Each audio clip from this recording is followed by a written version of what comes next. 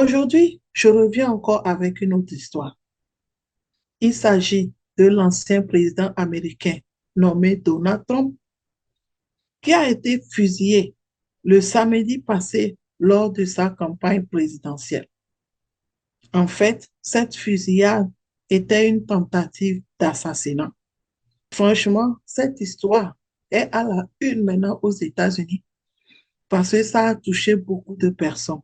J'aimerais vous rappeler ici que le candidat et l'ancien président Donald Trump est un homme né de nouveau, est un homme qui croit en Dieu, est un homme qui a publiquement proclamé le Seigneur Jésus. Beaucoup de personnes en Afrique ne savent pas que cet homme est un homme de Dieu, est un appelé de Dieu.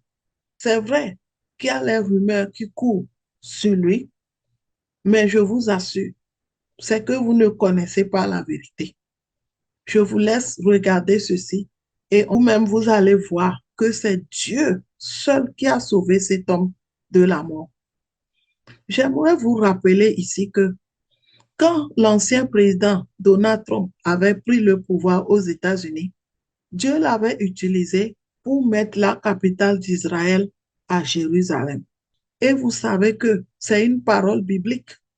Dieu l'avait dit que la capitale d'Israël deviendra Jérusalem. Et à cause de cet homme, cela a été réalisé. Et la gloire est revenue à Dieu. J'aimerais vous rappeler ici quelque chose. Vous savez, ce n'est pas facile quand on est enfant de Dieu. On est toujours face à la persécution. Donc, cet homme a été persécuté. Je vous assure, à cause de la persécution, ils ont voulu l'éliminer. Vous savez, moi, je crois que Dieu s'est souvenu de Donald Trump à cause du fait qu'il a exécuté sa parole, à cause du fait que à cause de lui, la prophétie de Dieu s'est réalisée.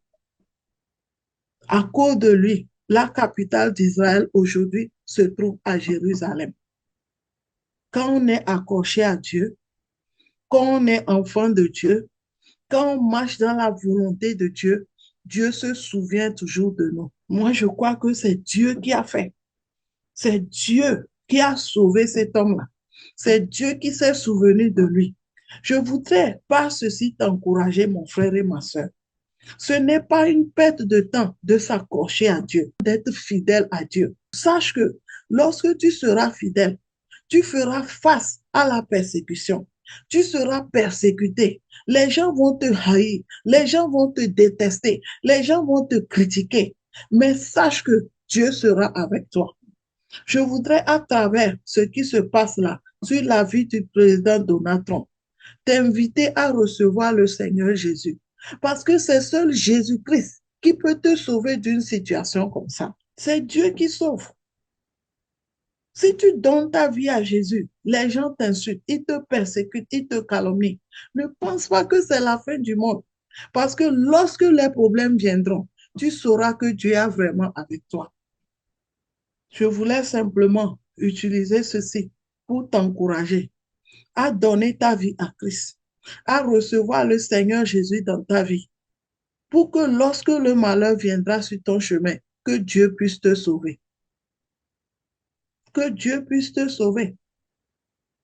Franchement, toi qui écoutes ce message, que le Seigneur te bénisse et à très très bientôt pour une autre histoire.